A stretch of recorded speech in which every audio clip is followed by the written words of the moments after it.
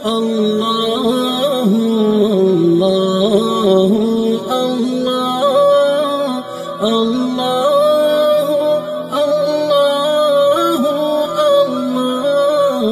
अल्लाह। ये रमज़ खुदाई है अग़यार न समझेंगे। ये रमज़ खुदाई है अग़यार न समझेंगे। देता है खुदा लेकिन मिलता है मोहम्मद से। ये रमज़ खुदाई है अग़यार न समझेंगे।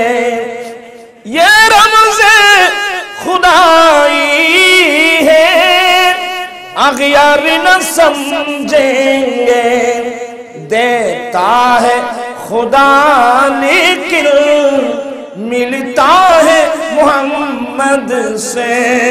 स्वलात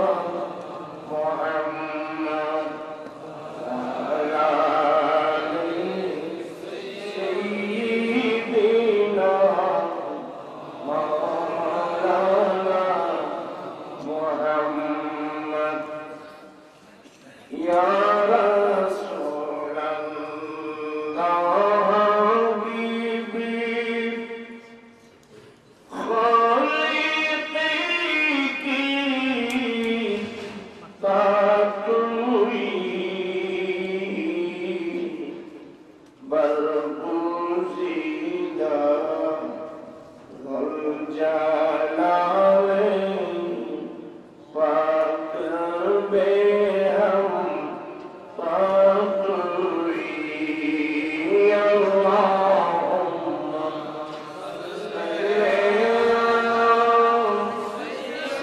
सय्यिदिना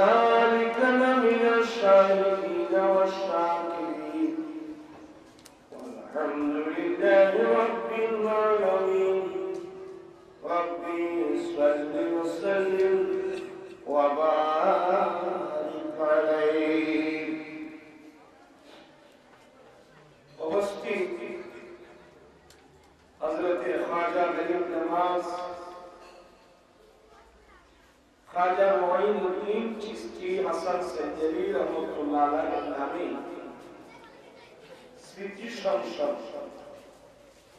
मुहम्मद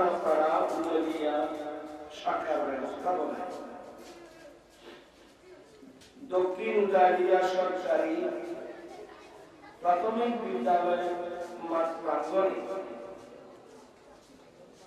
আয়োজিত আজিমুসান নুরানি মিলাদ মাহফিল 2019 সভাপতি জনাব আব্দুল মালিক মেম্বার সাহেব, সাবেক সদস্য একমল ফরহাদাবাদ ইউনিয়ন পরিষদ, আজকের মাহফিলের উদ্বোধক জনাব Mohammad Kabir Badrul Alam Chowdhury, advocate and legal consultant জসপোর্ট চট্টগ্রাম, প্রধান অতিথি জনাব আলহাজ মোহাম্মদ ফজলুল কবির সিরাজি, সভাপতি শমশের আলী জামে মসজিদ পরিচালনা কমিটি,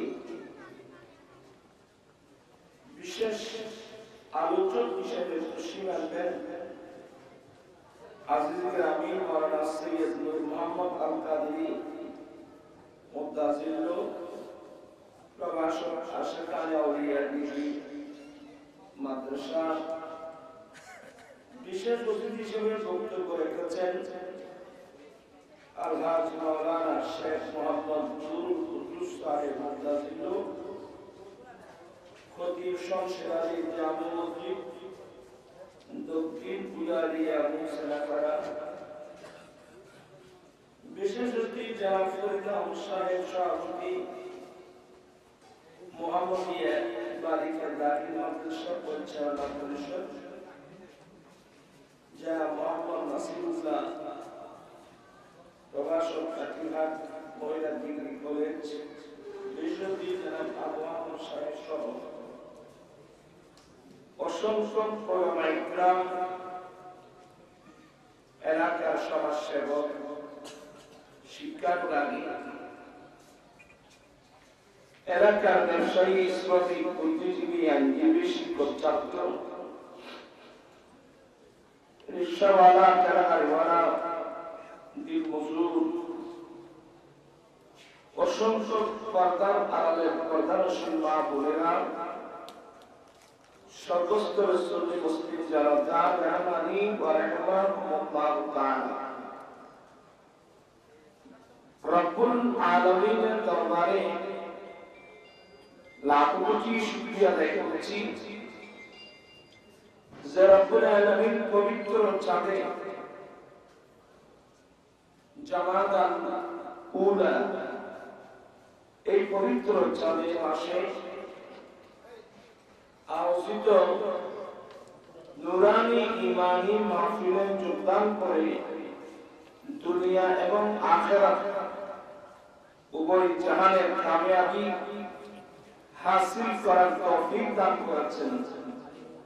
সে রব্বুল আলামিনের দরবারে লাখ কোটি শুকরিয়া করছি। সবাই উচ্চ স্বরে বলুন আলহামদুলিল্লাহ। আপনাদের শুকরিয়া করছি যারা মাহফিলে এসেছেন। খাজা গরিবুল্লাহ স্মৃতি সংসদের প্রত্যেক সদস্য সবাইকে শুকরিয়া করছি যাদের অক্লান্ত পরিশ্রমের মাধ্যমে মাহফিল আমার ডানে বামে পিছনে অসংখ্য ওলামায়ে ইকরাম, এলাকার সমাজসেবক, মুরব্বী যাদের আগমনে মাহফিলের সৌন্দর্য বৃদ্ধ হয়েছে, আমি তাদের শুকরিয়া করছি। রব্বুল আলামিন আমাদের আশা ভরসা সাহেবুল আবাদের ইন্তজামকে কবুল করুন। সবাই বলুন আমিন। ছেলেরা একটা বিষয়ের উপর আলোচনা করার জন্য বলছেন, সেই বিষয়কে সামনে রেখে কোরআন মাজিদ ফুরকানে হামিদ থেকে একটি আয়াত কারিমা তেলাওয়াত করলাম।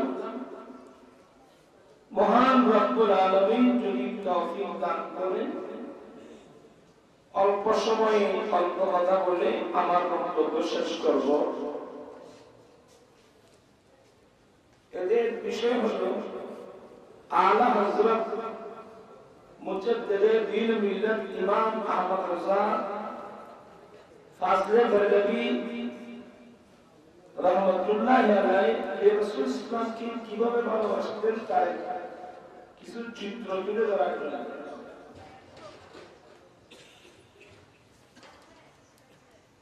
কারণ জান্নাতের রাস্তার নাম সিরাতুল মুস্তাকিম।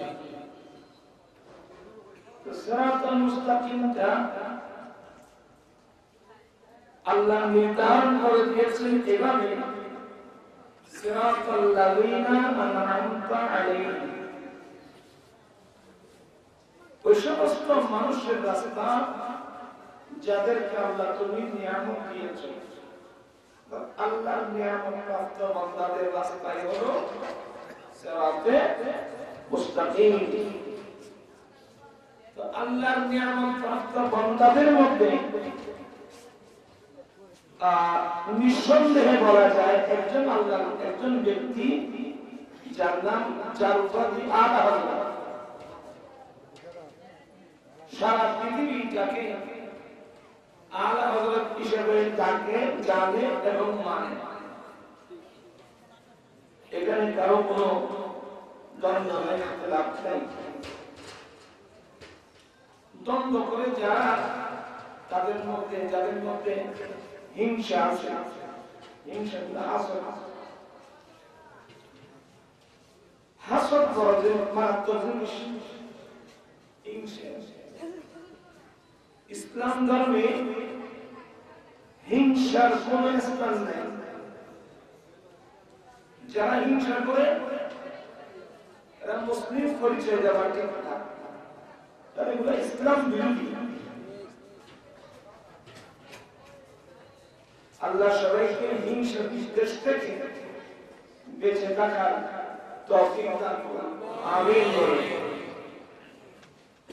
তো যাই হোক, আমি একটা একবার তেলাওয়াত করলাম, তরজমা বলবো, প্রাসঙ্গিক কিছু আলোচনা।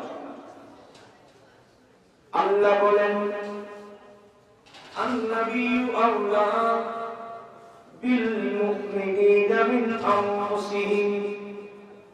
নবী মুমিন বান্দাদের কাছে তাদের জানের চেয়ে উত্তম। সুবহানাল্লাহ, এটা আল্লাহর কালাম। নবী মুমিন বান্দাদের কাছে, কোন বান্দা? মুমিন বান্দা। মুমিন বান্দা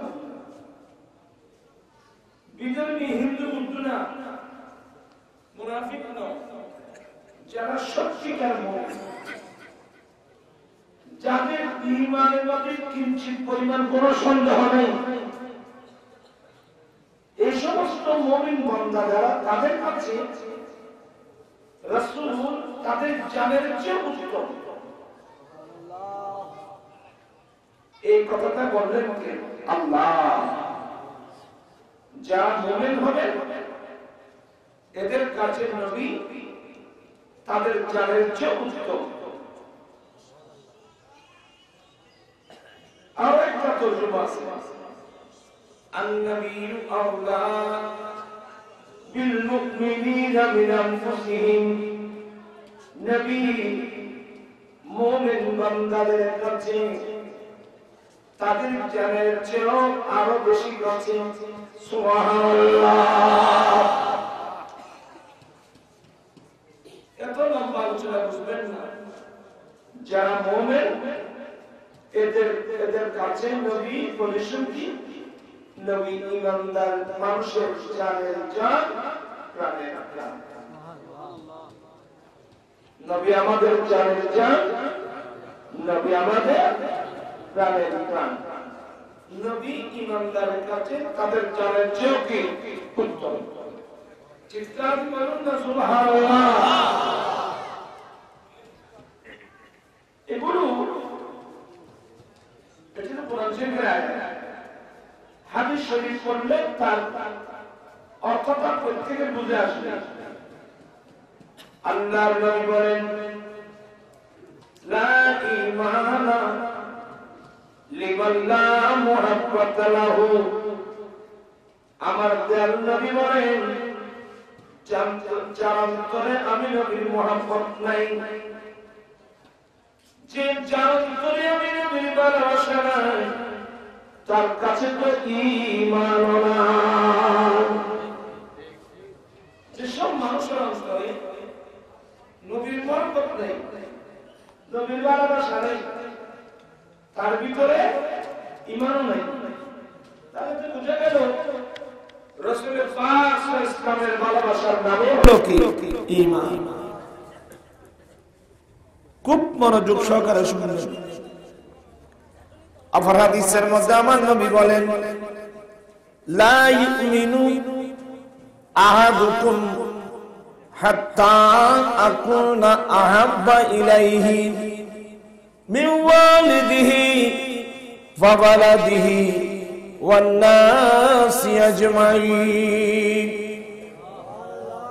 আল্লাহ বলেন, সরি আমার নবী বলেন, হে আমার উম্মত, তোমাদের মধ্যে কেহই ততক্ষণ পর্যন্ত মুমিন হতে পারবে না যতক্ষণ পর্যন্ত তার মা বাবা, ছেলের সন্তান, সন্তান সন্ততি, স্বামী স্ত্রী, এক কথায় পৃথিবীর বুকে যত প্রিয় ব্যক্তি থাকুক না কেন, যত ভালোবাসার পাত্র থাকুক না কেন, সবার চেয়ে আমি নবীর ভালোবাসা মুহাব্বত যতক্ষণ পর্যন্ত বেশি হবে না ততক্ষণ পর্যন্ত তোমাদের মধ্যে কেহই মুমিন হতে পারবে না।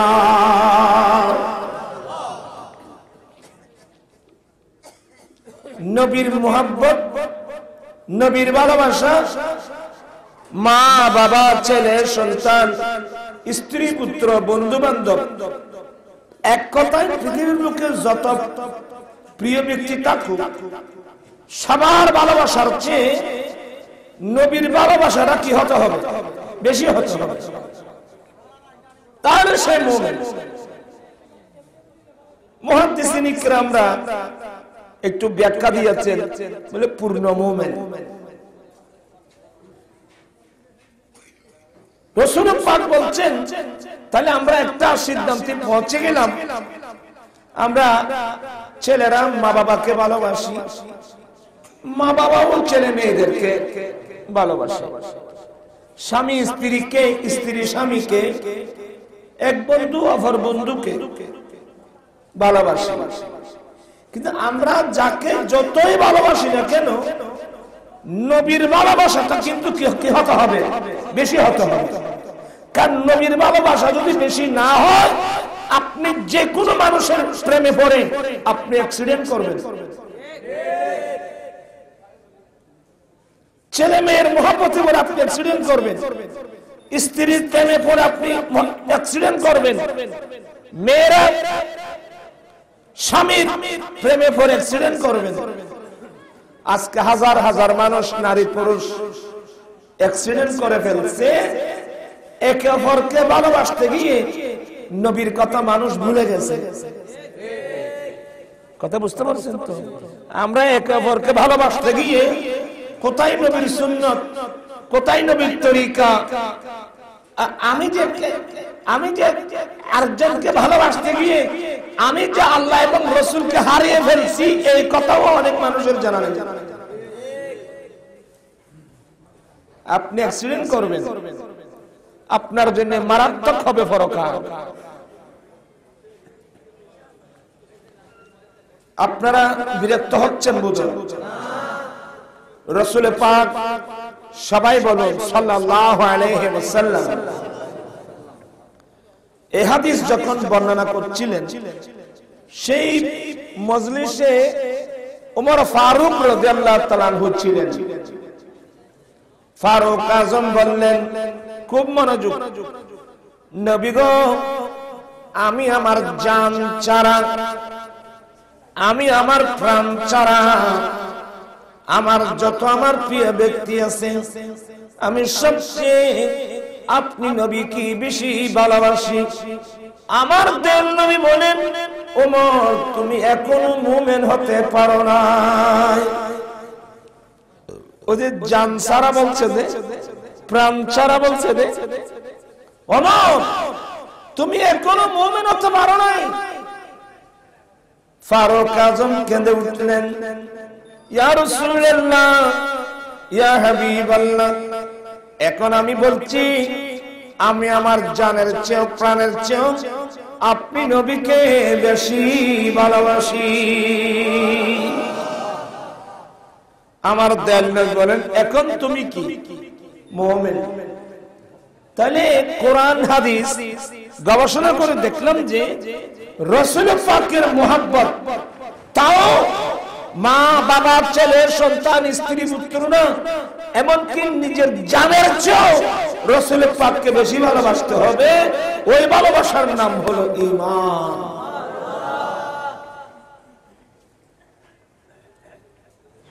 आला हजरत मुजद्दिद दीन मिल्लत इमाम मोहम्मद रजा फाजले बरलवी রাদিয়াল্লাহু তাআলা আনহু জীবনী পড়লে দেখবেন যে ইনি আমার নবীর সুন্নাত বিরোধী কোনো কাজ করেন নাই। ইনি সব সময় কোন কাজ করতে আগে দেখতেন যে এটার উপর আল্লাহ এবং আল্লাহর রাসূল খুশি আছে কিনা, আল্লাহ এবং রাসূল খুশি থাকলে আমি কাজটা করব। আর যদি আল্লাহ আর রাসূল খুশি না থাকে আর দুনিয়ার সবাই খুশি থাকে, দুনিয়ার কারো খুশি না আমার প্রয়োজন নেই। আমার প্রয়োজন হলো আল্লাহ এবং রাসূলকে খুশি করা, রাজি করা। ঠিক কি রে ভাইরা আমার? তোমরা কথা তোমাদের আওয়াজ এখানে আসতেছে কেন? আওয়াজ ছাড়া কাজ করো না বাবু। আল্লাহুম্মা সাল্লি আলা সাইয়্যিদিনা মুহাম্মাদ নাবিয়িনা শাফিয়ানা বাম জঙ্গলা বাক হরিণে চিনিল দয়াল নবী, হরে মানব হয়ে চিনিলি না রে, দুঃখ রইল মনেতে। আল্লাহ সাইয়্যিদিনা নাবিয়িনা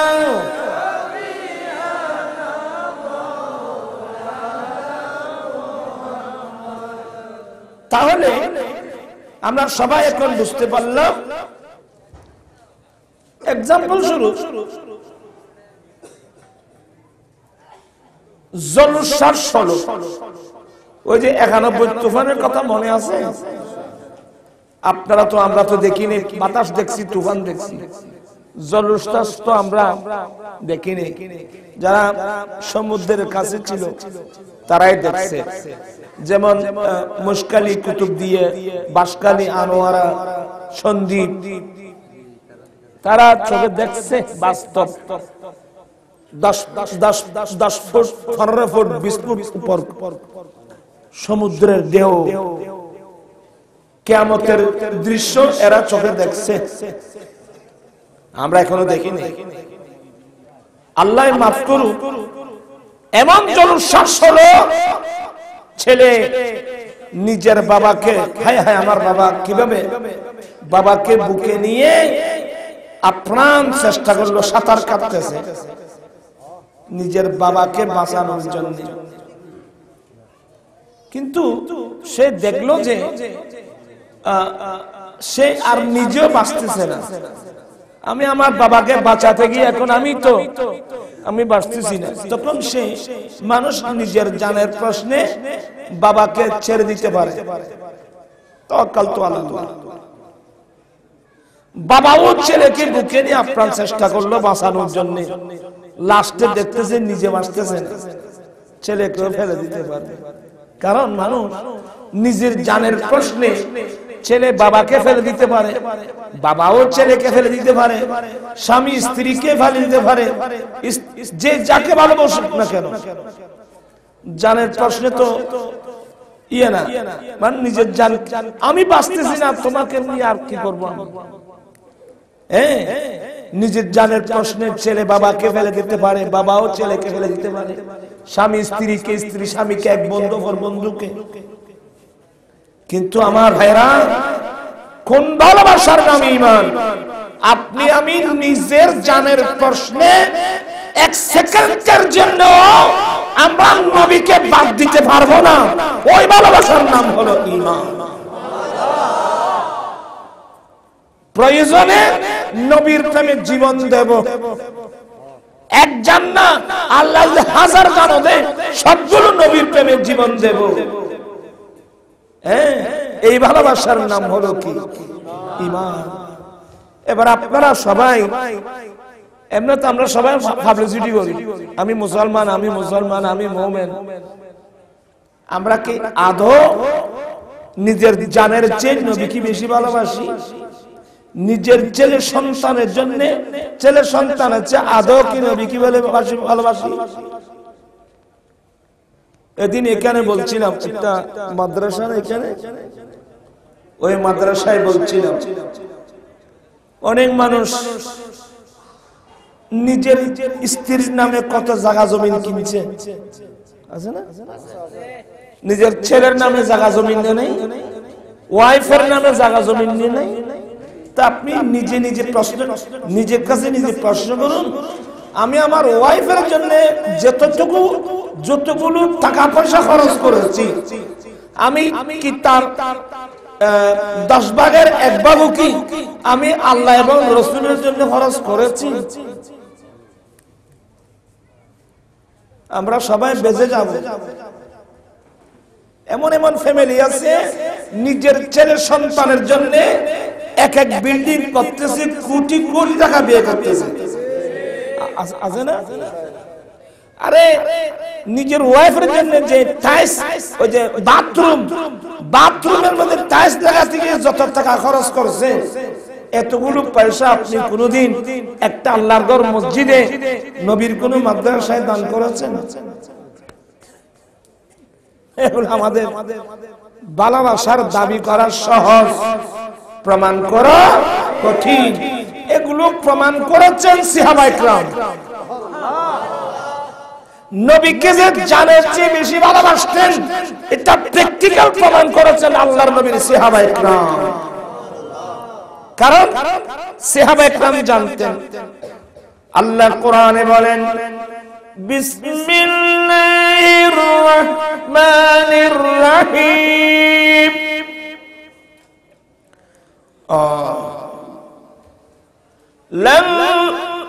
ইন্নাল্লাহা আশতারা মিনাল মুমিনিনা আনফুসাহুম ওয়া আমওয়ালাহুম বিআন্না লাহুমুল জান্নাহ।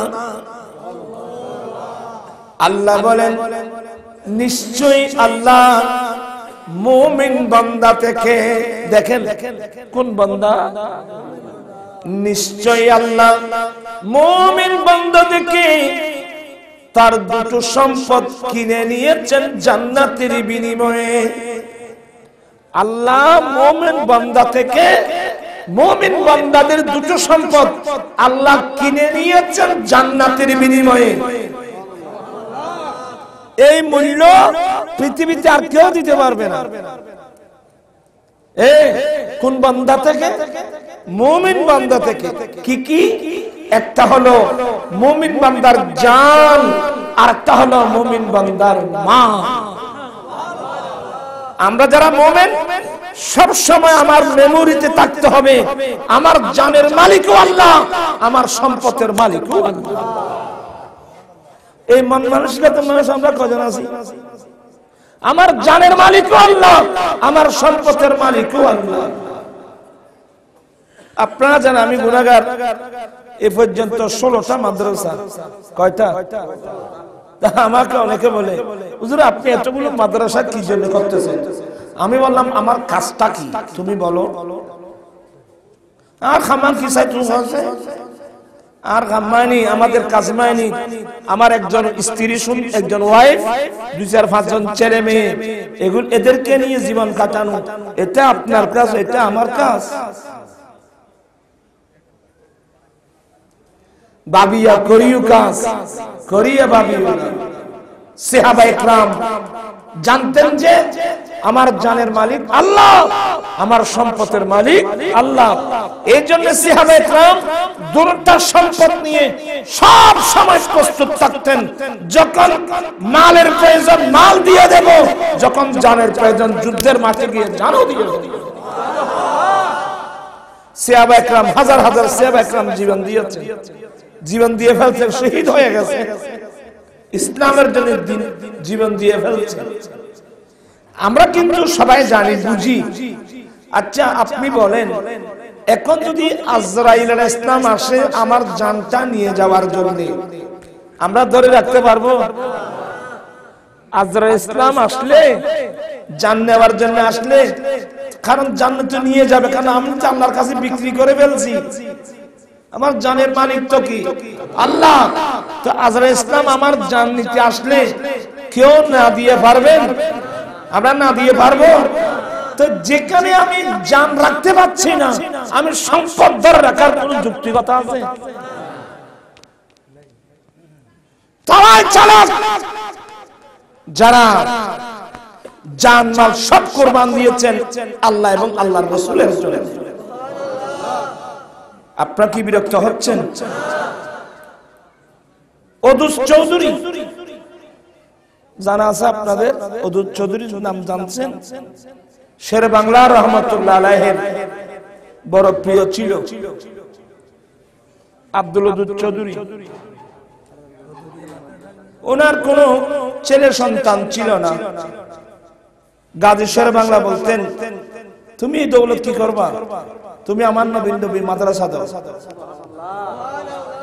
এই যে হাটহাজারী ওদুদিয়ে, এটা আসল নাম আজিজিয়া ওদুদিয়ে।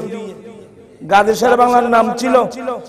শয়তানের তালে পড়ে এই মুনাফিকরা চক্রান্ত করে ওদুস চৌধুরীকে ফাম দিয়ে বলে মাদ্রাসা দিয়েছেন আপনি, এখানে আজিজুল হক শের বাংলার নাম থাকবে কেন?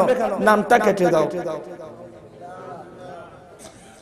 অনেক ভালো ভালো মানুষ শয়তানের চক্রান্তের শিকার হয়, অনেক ভালো ভালো মানুষ মুনাফিকের চক্রান্তের শিকার হয়। যেমন বর্তমান সমাজে অনেক মুসলমান, সুন্নি মুসলমান মুনাফিকদের ষড়যন্ত্র করছে।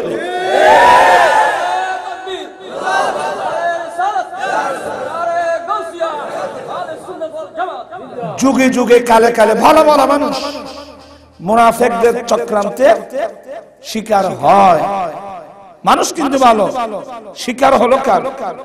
মুনাফিকদের চক্রান্তের শিকার। এজন্য ইমানদার সব সময় চোখের দৃষ্টি রাখতে হবে, আমাকে এই লোকটা কি বলতেছে, কি জন্য বলতেছে, তার উদ্দেশ্য কি। এগুলো যদি আপনি চিন্তা ভাবনা না করেন, আপনি যে কোনো মুহূর্তের মধ্যে কি করবেন? অ্যাক্সিডেন্ট করবেন। আরে ভালো ভালো ভাবে অ্যাক্সিডেন্ট করছে। এই ওদুদিয়া হাটহাজারী ওদুদিয়া মাদ্রাসা কত বড় এরিয়া, বর্তমান এই জায়গার মূল্য কত? কোটি কোটি কোটি কোটি টাকা, কোটি কোটি টাকার সম্পদ, হাজার কোটি টাকার সম্পদ নবীর প্রেমে দিয়েছেন। কিন্তু গাজী শের বাংলার নাম যখন কেটে দিল, হুজুরের অন্তরে আঘাত আসলো। তো আসলে চৌধুরী সাহেব মানুষ ভালো ছিল, আওয়াম পাবলিক তো এরে খন্নাস হুজুর নোয়াজনে ভিজি ভিজি হুজুর তুই ছুড়ে বেল্লা হুজুর নাই নে ইয়ার ছুড়ে বেল্লা সুন্নি সুন্নি ইবলিস আর হুজুর না নাইমি না ইম বেকুন খন্নাস সুন্নি তুন সুন্নি কি করি বেল্লা এবে খন্নাস লাগি রই তো পর ভিজি ভিজি আছে ইবলিস খন্নাস আল্লাহ রিওয়াজ বিসুফি ফিশ ফিশ ফিশ করে আপনাকে কুমন্ত্রণা দেবে। খান্নাস, এই খান্নাস দুই প্রকার, মিনাল জিন্নাতি ওয়ান নাস, একদল জিন থেকে আরেকদল মানুষ। দুই ধরনের খান্নাস আছে, যারা মানুষকে কুমন্ত্রণা দেয়, ভাই ভাই যুদ্ধ লাগিয়ে দেয়, ভাই ভাই থেকে কি করার জন্য। এখন আমরা এবার কোরআন শরীফের বাস্তব নমুনা আমরা এখন দেখতে পাচ্ছি। তো তবে আপনাকে বিচক্ষণতার পরিচয় দিতে হবে। আপনি চিন্তা করতে হবে যে ইবলিস কোন সময় দেখবেন না আপনার ওয়াইফের অধিক দিয়ে আসবে, তুই যেন বউরি বেশি মহব্বত করো, কোন সময় চক্রান্ত বউরিন দিয়ে আর আপনি আর আমি কে? ইমাম হাসান রাদিয়াল্লাহু তাআলা আনহু আমার নবীর দৌহিত্র ইমাম হাসান রাদিয়াল্লাহু তাআলা আনহুকে বিষ খাইয়ে শহীদ করে দিয়েছে। কি ভাই বিষ খাইয়ে শহীদ দিতে কোনে খারাতে করাই বউর মাধ্যমে দেখুনি। ইমাম হাসান রাদিয়াল্লাহু তাআলা আনহুর ওয়াইফ জাদা এজিদ চক্রান্ত করে মদিনার গভর্নর ভাইস প্রেসিডেন্ট মারওয়ান ইবনে হাকাম এই জালেমের পরশনায় পড়ে গোপনীয় ভাবে একজন মেয়ের মাধ্যমে জাদাকে হাত করে গিয়া দিয়ে, এ জাদা, হাসানকে তুমি শাদী করছো, তোমার এক গোটা দিন কোথায় কোথায় চলে যায়, তোমাকে তেমন সময় দিতে পারে না। তুমি যদি একে বিষ খাবাই মেরে ফেলতে পারো, এজিদ তোমাকে বিয়ে করবে।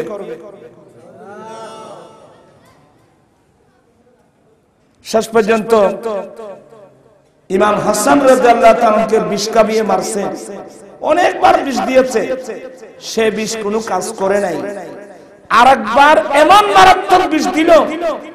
আচ্ছা, স্বামী যদি স্ত্রীর কাছে নিরাপদ না থাকে, পুরুষ আর যাবে কোথায়? কাকে বিশ্বাস করবে?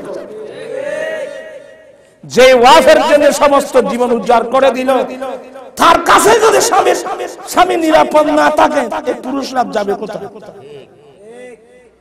খুবই এত বিয়ে করতে গরিবে বাড়ি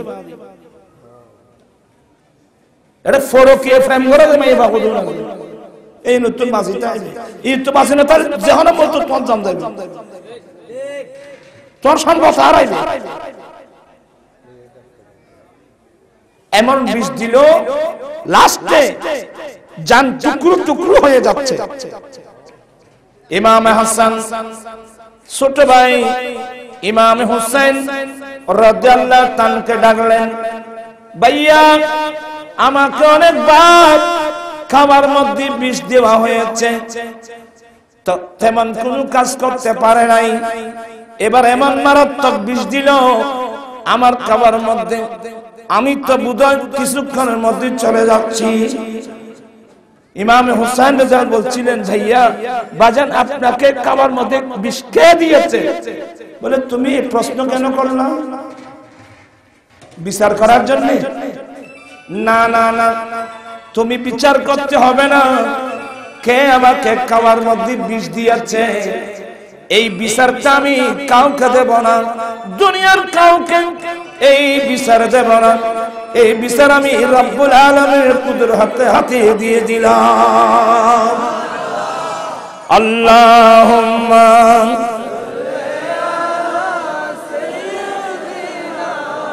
মাওলানা মুহাম্মাদ ওয়া আলা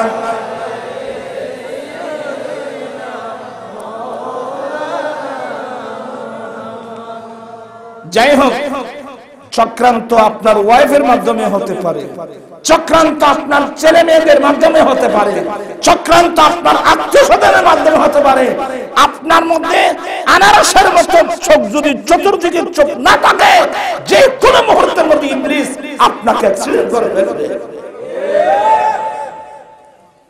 আপনার মধ্যে বিচক্ষণতা না থাকলে আপনি যে কোনো মুহূর্তের মধ্যে অ্যাক্সিডেন্ট করবেন। আজকে ভালো ভালো মানুষ অ্যাক্সিডেন্ট করে ফেলছে। আমার জীবন মরণ সাজাবো মাদানী রঙে, আমার জীবন মরণ মাদানী শিরঙ্গি রঙিন হলে আল্লাহ রাসূল থাকবি আমার সঙ্গে। আমার জীবন মরণ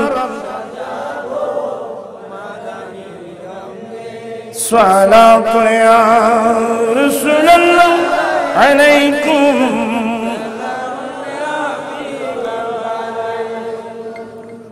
চাইনা আতা है मेरे दिल को तमाम, नाम लेते ही तुम्हारा या नबी।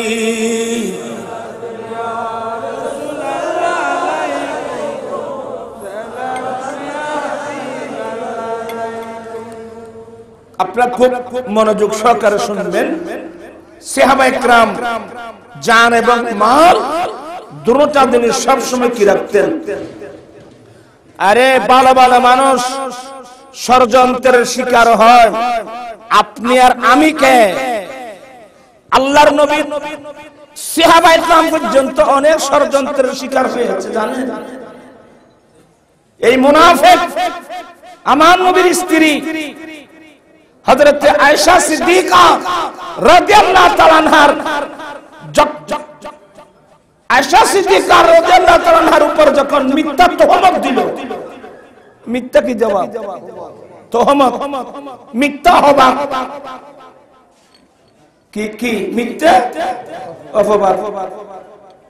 এক যুদ্ধের মধ্যে আমার নবীর পরিবারকে বহন করার দায়িত্বে কয়েকজন সাহাবা ছিল। এক যুদ্ধের মাঠ থেকে আসতেছিলেন, বেয়াদবি মা আয়েশা সিদ্দিকা রাদিয়াল্লাহু তাআলা আনহা হ্যাংলা পাতলা ছিলেন। উনি একটু হাজার সারার জন্য গিয়েছিলেন, হাজার সারার জন্য গিয়েছিলেন।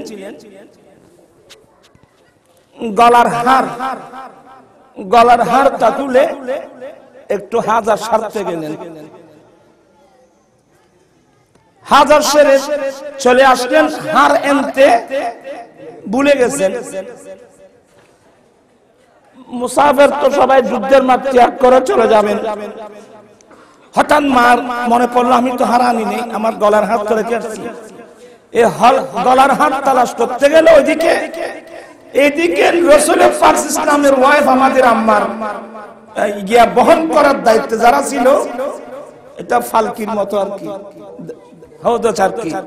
দায়িত্বে যারা ছিল এরা বস, যেহেতু মায়েশা সিদ্দিকা হালকা পাতলা, এই জন্য ওরা এটা কাঁধে নিয়ে চলে আসতেছেন।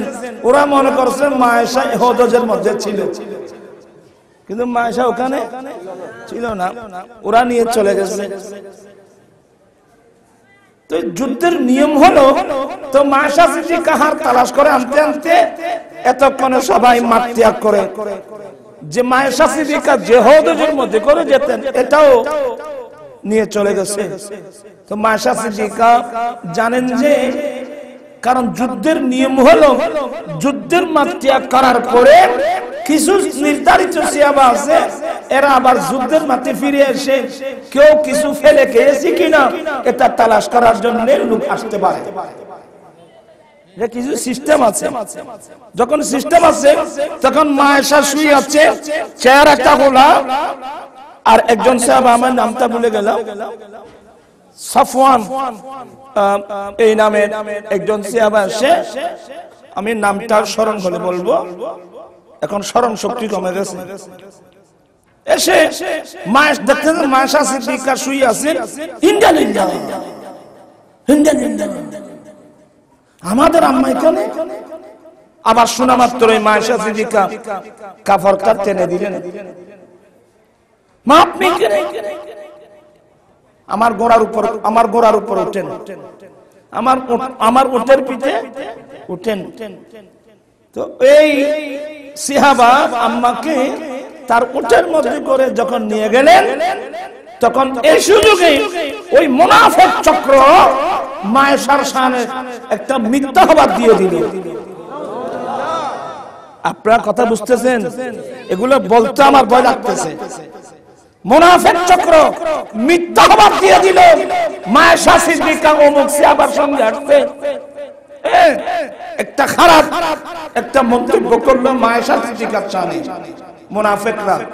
এই মুনাফিকের এক চক্রান্তের মধ্যে কয়েকজন নবীর সাহাবাও শিকার হয়ে মায়েশা সিদ্দিকার বদনাম করেছে।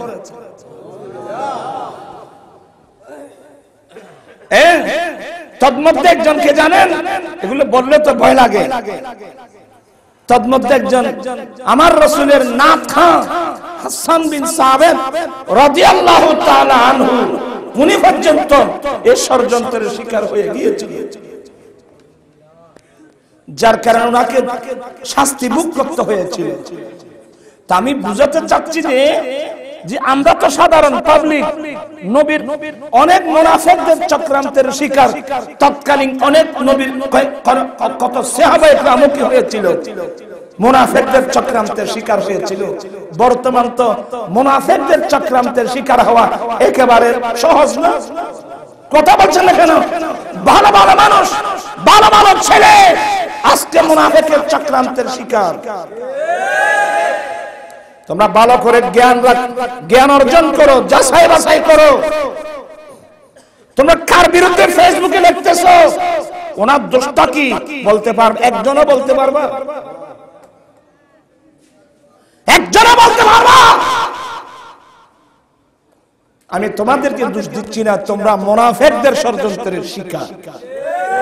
কিছু মুনাফিক চক্র আছে সুন্নি ভাইদের মধ্যে কি সৃষ্টি করা, ফাসাদ সৃষ্টি করার জন্য, আর কিছু আছে নিজের স্বার্থ সিদ্ধির জন্য মিথ্যা তহমত মাঠের মধ্যে ছড়িয়ে দিয়েছে মাঠকে নষ্ট করার জন্য। মনে রাখিও, আমি যদি ন্যায়ের উপর থাকি, গোসে বান্দারের ছায়া, যদি গোসে বাগদাদের ছায়া, আলা হযরতের ছায়া যদি আমার উপর থাকে, কেউ কিছু করতে পারবে না। মনে রাখবা, তোমরা নিজেরাই লজ্জিত হবে, নিজেরাই লজ্জিত হবে, অনুশোচনা করতে বাধ্য হবে। বাবিয়া করিও কাজ করিয়া বাবিয়া। এই মাত্র এর করতে কি কষ্ট গিয়েছে খবর আছে? মাঠ কারা তৈরি করলো, কারা নষ্ট করতেছে, এই বিচার তো আমাদেরকে করতে হবে। এই বিচক্ষণতা যদি আমাদের মধ্যে না থাকে, তাহলে তো আমাদের ঘর পর্যন্ত কি হয়ে যাবে, ঘর পর্যন্ত নষ্ট হয়ে যাবে, বাতিল আসতে থাকবে। আল্লাহুম্মা সাল্লি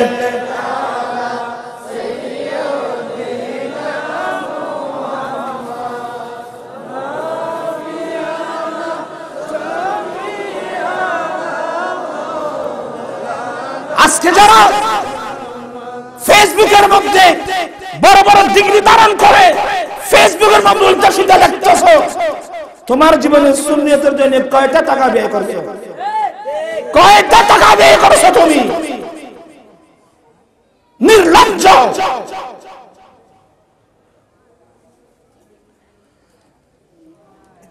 যাই হোক, লা ইউসিবানা ইল্লা মা কাতাবাল্লাহু লানা, আমাদের নসিবে আছে।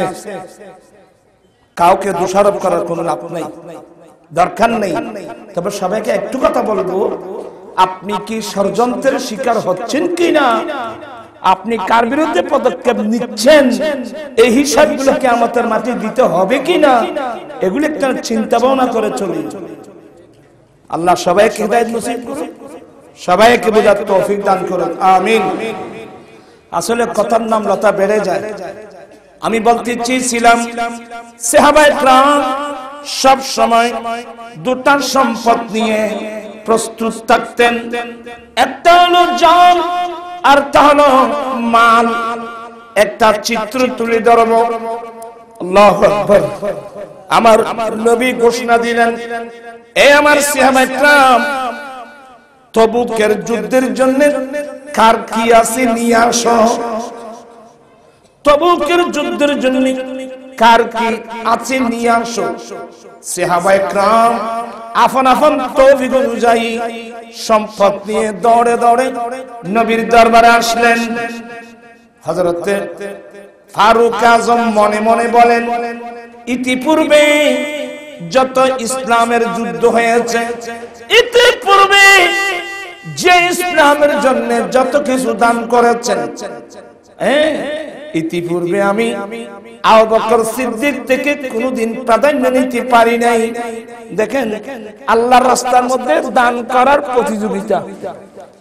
ইতিপূর্বে আমি যুদ্ধের মাঠে যুদ্ধের জন্য যা কিছু দিয়েছি, ইসলামের জন্য দিয়েছি, আবু বকর সিদ্দিক থেকে প্রাধান্য নিতে পারি নাই। আবু বকর সবার এগিয়ে। এবার আবু বকর সিদ্দিকের কাছে তেমন টাকা পয়সা, তেমন দিনার দিরহাম নাই। এই সুযোগে আমি উমর এমন মোটা অঙ্কে দান করব, আবু বকর সিদ্দিক থেকে প্রাধান্য নিয়ে ফেলবো। সুবহানাল্লাহ বলবেন না? আল্লাহু আকবার। ফারুক আজম ঘরে গেলেন। ঘরে গিয়ে সমস্ত সম্পদ যা ছিল ভাগ করলেন, দুই ভাগে ভাগ করলেন। এক ভাগ নিজের পরিবারের জন্য রাখলেন, আর এক ভাগ সম্পদ তবুকের যুদ্ধের জন্য নিয়ে আসলেন। আমার নবীর হাতে দিলেন। ওমর, কি আনছো? ইয়া রাসূলুল্লাহ, আমার উপস্থিত কীর্তি যত সম্পদ ছিল অর্ধেক তবুকের যুদ্ধের জন্য আনলাম। এরপরেও আমার নবী জিজ্ঞাসা করলেন ওয়ামা আবকাইতা লি আহলি, এ উম্মত তুমি তোমার পরিবারের জন্য কি রেখে এসেছো?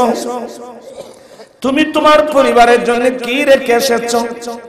ফারুক আজম বলেন নবী গো, যতগুলো সম্পদ আমি তবুকের যুদ্ধের জন্য আনলাম, এই সমপরিমাণ সম্পদ আমি আমার পরিবারের জন্য রেখে আসলাম। অর্ধেক তবুকের যুদ্ধের জন্য আনলাম আর অর্ধেক পরিবারের জন্য রেখে আসলাম। আমার বর্ষ তো সবাই তো আনতেছে, কিন্তু ফারুক আজম দেখতেছে আবু বকর সিদ্দিক কোন দিক দিয়ে আসতেছে।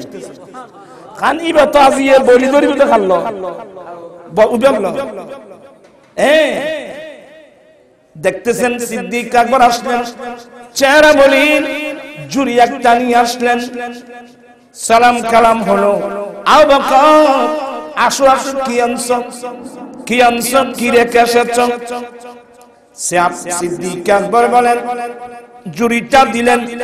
জুরিটা যখন খুললেন, জুরিটা খোলার পরে দেখলেন ফাটা ফাটা কাপড়, চুলের ছাই, ফাটা ছোটা কাপড়, চুলের ছাই।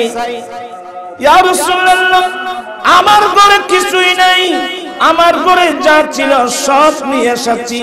ফাটা ছোটা কাপড়, চুলের ছাই, আমি সবগুলো নিয়ে এসেছি। এরপরও আমার নবী জিজ্ঞাসা করেন ওয়ামা আবকাইতা লিআহলি, উম্মত তুমি তোমার পরিবারের জন্য কি রেখে এসেছো?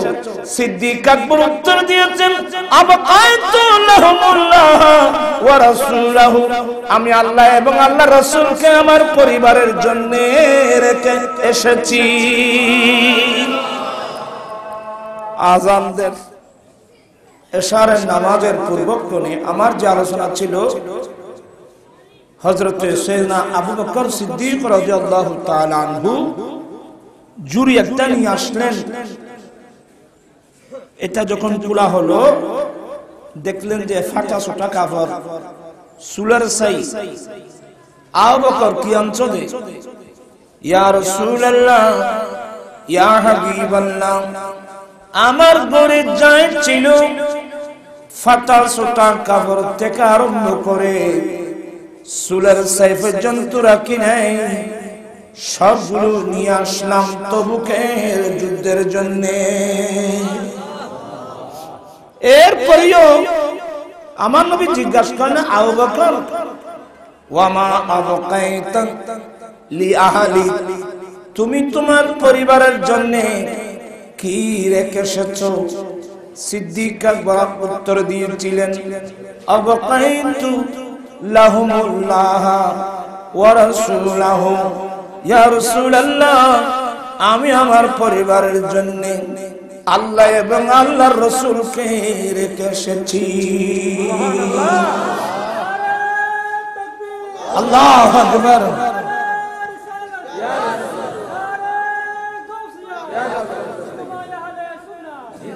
ফারুক আজম বলে উঠলেন বাস আমার বুঝে আসলো, আমি উপরের জীবন গেলেও সিদ্দিক আকবর থেকে প্রাধান্য নেওয়া সম্ভব হবে না। আমি যে জিনিসটা বোঝাতে চেয়েছিলাম, সাহাবায়ে কেরাম সব সময় জান এবং মাল দুটোটা সম্পদ নিয়ে প্রস্তুত থাকতেন, কারণ দুটোটাই তো আল্লাহর কাছে আমরা বিক্রি করে ফেলছি জান্নাতের বিনিময়ে। যখন মালের প্রয়োজন মাল দিয়ে দেব, যখন জানের প্রয়োজন জান দিয়ে দেব। চিৎকার দিয়ে বলুন না সুবহানাল্লাহ। আজকের যে আলোচনা হবে, আলা হযরত মুজাদ্দিদে দ্বীন মিল্লাত ইমাম আহমদ রাজা ফাজলে বরলভী রহমতুল্লাহি আলাইহি কোরআন হাদিসের আলোকে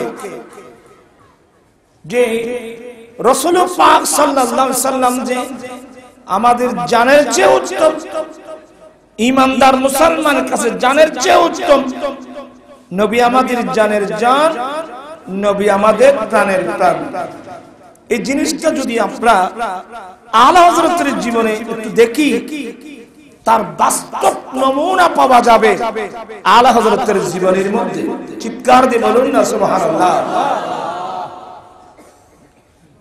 আলা হযরতের কয়েকটা চিত্র এমন নবীর প্রেমিক খুব কমই পাওয়া যায়। আলা হযরত মুজাদ্দিদি দ্বীন মিল্লাত ইমাম আহমদ রাজা ফাজলে বেরেলভী আমার দয়াল নবীকে এমন ভালোবাসতেন। আলা হযরত যখন বিছানায় শুয়ে পড়তেন,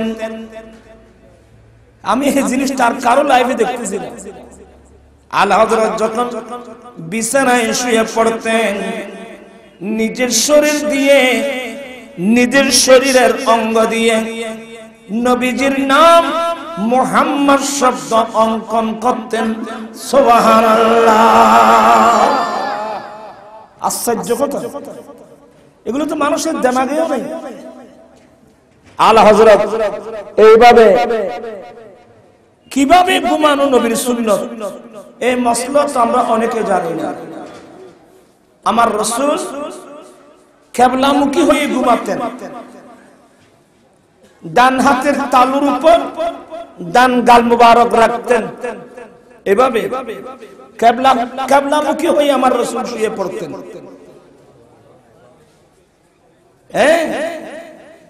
আর আমার আল্লাহর প্রিয় রাসূল সাল্লাল্লাহু আলাইহি ওয়াসাল্লাম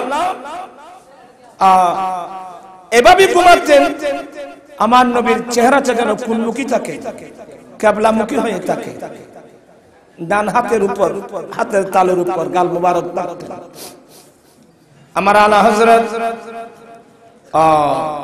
বিছানায় শুয়ে পড়তেন। আলা হযরতের জীবনে কোনদিন ফাটেনে ঘুমান নাই। আমরা তো ফাটেনে ঘুমাই, কেউ চিত হয়ে, কেউ উপর হয়ে, কেউ খাট হয়ে, এই হয়ে আমরা কে কিভাবে ঘুমাই তার কোনো তো ফাত্তাই নাই। কিন্তু আমার আলা হযরত চেহারাটা কিবলামুখী করে দিতেন, আর নিজের মাথা থেকে পা পর্যন্ত মাথাকে বানাতেন মিম। এই যে আমি বসলাম, এটা আরবিতে লিখলে মুহাম্মদ মিম, আর কোমর থেকে আড়ু এদিকে, কোমর থেকে আড়ু পর্যন্ত হা, হাঁটুর মাথাগুলো মিম, ফা এটা দাল, মুহাম্মদ। আলা হযরত মুজাদ্দিদিন মিল্লাত ঘুমানোর সময় কেমন নবীর প্রেমিক ছিল, নিজের শরীরের অঙ্গ দিয়ে মুহাম্মদ শব্দ অঙ্কন করতেন। এটার নাম সূরাতে মুহাম্মাদি। এত বড় নবীর প্রেমিক কোথায় পাওয়া যায়? আমি তো এই জিনিসগুলো কারোর জীবনের মধ্যে পাচ্ছি না। তো থাকতে পারে, আমি কি আর সব প্রত্যেক আল্লাহর ওলিদের জীবনে কি পড়ছি? যতটুকু পেলাম, মুহাম্মদ শব্দ অঙ্কন করতেন নিজের বডি দিয়ে।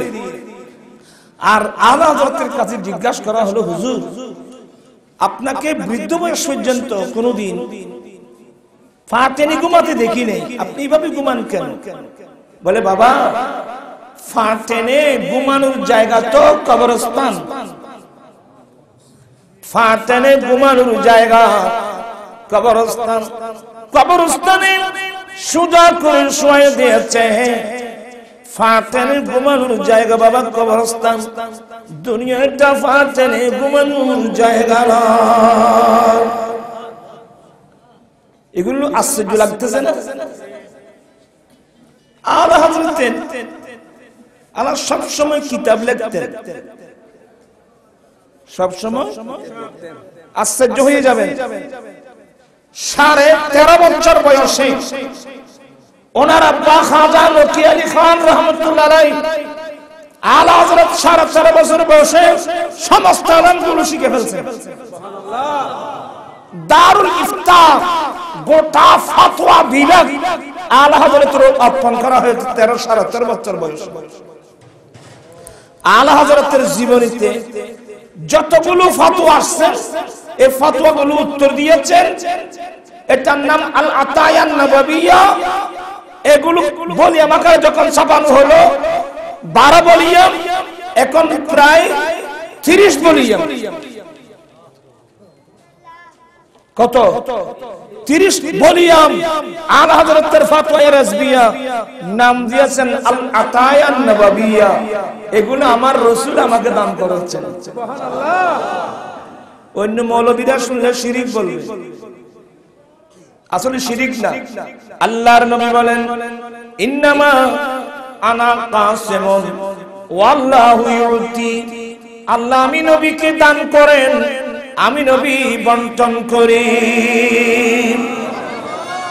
আল্লাহ নবীকে দান করেন আর আমার নবী কি করেন?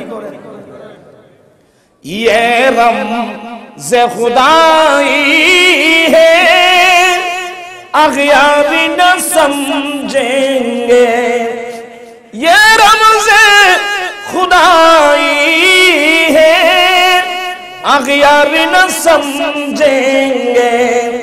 देता है खुदा लेकिन मिलता है मोहम्मद से सलात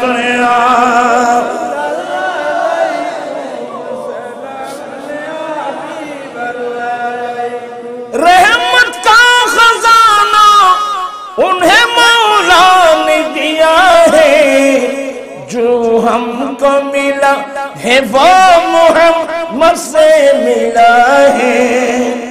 रहमतेर भांडार আল্লাহ আমার নবীকে দিয়েছেন আর আমরা পেয়েছি দরবারে মুস্তাফা থেকে।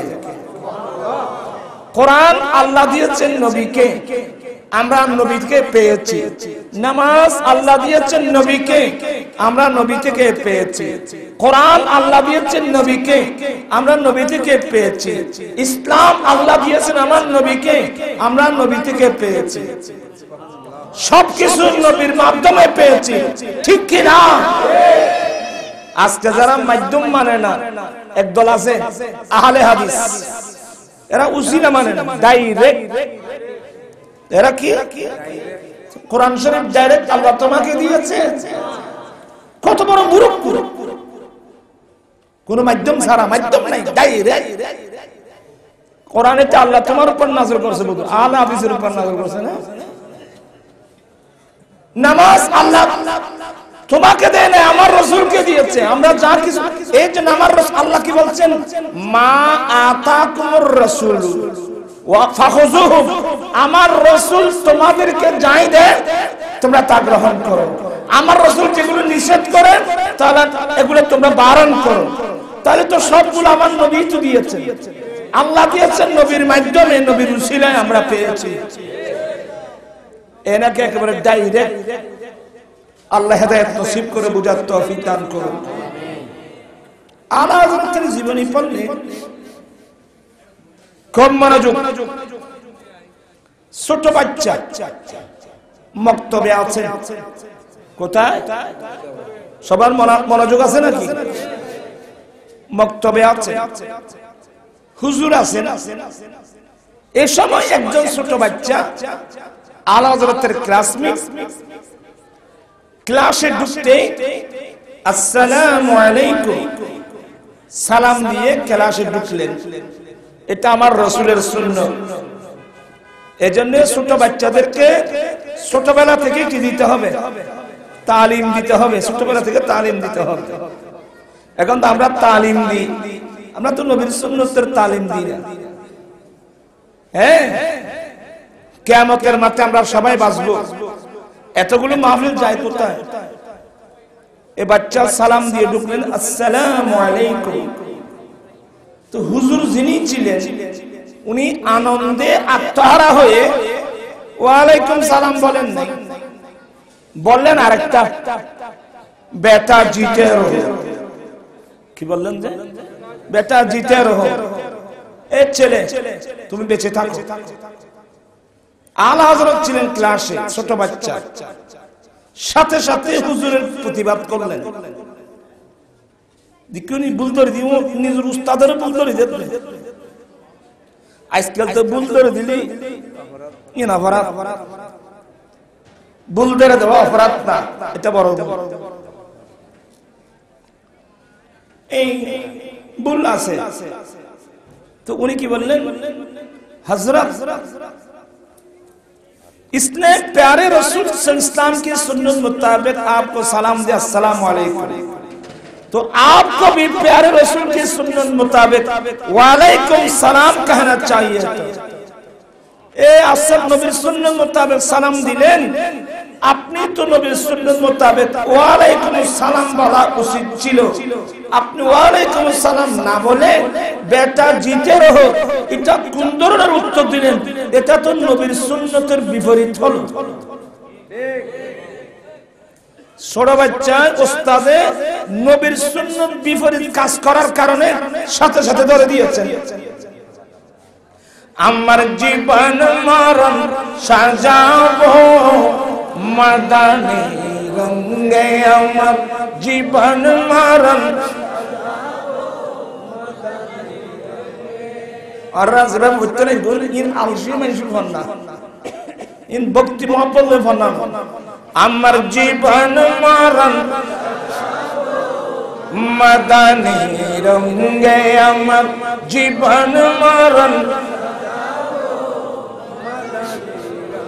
সেই রঙে রঙিন হলে আল্লাহ রাসূল থাকবে আমার সঙ্গে।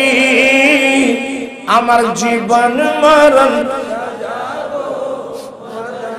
আমাদের জীবন মরণ সাজাবো মাদানী রং দিয়ে, মানে আমার দয়াল নবীর সুন্নাত দিয়ে। আমরা 20 বছর 30 বছর 40 50 60 70 বছর হায়াত হয়ে গেল, আমরা এখনো নবীর সুন্নাত বিরোধী কাজ করতেছি। আলা হযরত ছোট বাচ্চা এই যে নবীর সুন্নাত বিপরীত কাজ করলো উস্তাদ, যে বেটা জিতে রহো, ওনার বলা উচিত ছিল ওয়ালাইকুম আসসালাম। তিনি ওয়ালাইকুম আসসালাম না বলে বেটা জিতে রহো বলা, এটা নবীর সুন্নাত বিপরীত না। আলা হযরত ধরে দিলেন। দেখেন নবীর সুন্নতি বেকেন আল্লাহ তো নিলে করে এমনি ভালো লাগবে। আমরা তো নবীর প্রেমিক, মুখের প্রেমিক, বাস্তব নবীর প্রেমিক কয়জন আছি আমরা? হুজুর আশ্চর্য হয়ে গেল, এ ছোট বাচ্চা আমার ভুল ধরে দিল। এই ধরনের একজন ছাত্র যথেষ্ট। সার্থক বেটা তুমি সচ কাহা, তুমি সত্য বলছো, আমি নবীর সুন্নাত বিরোধী কাজ করে ফেলছি, আমি ভুল করেছি, আমি এখন নবীর সুন্নাত মোতাবেক জবাব দিচ্ছি ওয়ালাইকুম আসসালাম ওয়া রাহমাতুল্লাহি ওয়া বারাকাতুহু। আমি সে বাচ্চার সালামের জবাব দিলাম নবীর সুন্নাত মোতাবেক। তবে ওনার জন্য যে এই ছেলের জন্য যে কথা বলছিলাম বেটা জিতেরো, এই ছেলে তুমি বেঁচে থাকো, এই কথাটা আমি তোমার জন্য বলতেছি, বেটা জিতেরো, হে আমার রাহা তুমি বেঁচে থাকো। আর মুরব্বিয়ালা হইতে দেবা অন্য নত অন্য ফারফরা নন্য লারঘরা ই কিওয়া তোরা তার খামাছেন তোরা কইলা আয় কই আর সাবজেক্ট দিও কি আর হইতে লাগবে কি আয় তো তোরা ঠিক সদর বছর যে মানুষ আল্লাহুম্মা সাল্লি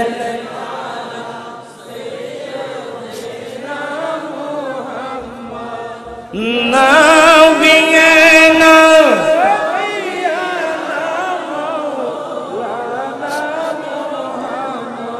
তাহলে এখান থেকে আমরা কি শিখতে পেলাম? আমরাও নবীর সুন্নাত মোতাবেক চলতে হবে। কি মোতাবেক? নবীকে যদি আমরা জানের চেয়ে বেশি ভালোবাসি তখন নবীর সুন্নাত আমাদের ভালো লাগবে। কথা বলছেন না কেন? নবীর সুন্নাত আমাদের কি লাগবে? ভালো লাগবে। ছোট বাচ্চা আলা হযরত নবীর সুন্নাত হয়ে কাজ করতে দিলেন না। 5 বছর বয়স রোজা রাখছেন আলা হযরত কি রেখে এত 5 বার বাবুই বোধ বাই দিতে হলে সাবধান সতর্ক। রোজা রাখছেন 5 বছরের বাচ্চা, আমরাও ছোটবেলায় রোজা রাখতাম।